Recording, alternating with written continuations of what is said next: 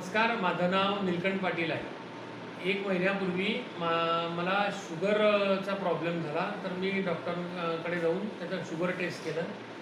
माझी initial sugar जी आली होती 1 महिन्यापूर्वी, जेवणाआधीची 250 आणि जेवणानंतरची 429।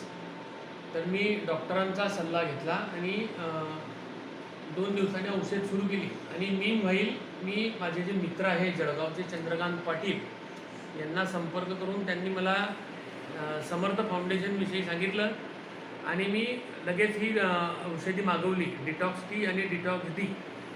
आणि ही औषधी घेतल्यानंतर अवघ्या 10 दिवसात माझी शुगर 200 मिळाली मला 10 दिवसात। आणि परत डॉक्टरांना कन्सल्ट करून मी ॲलोपॅथी पण चालू केली आणि ही औषधी पण कंटिन्यू केली।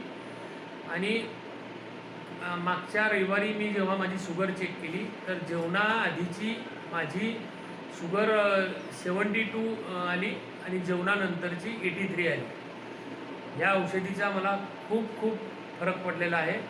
तुम्ही पण याचा उपयोग करावा। धन्यवाद।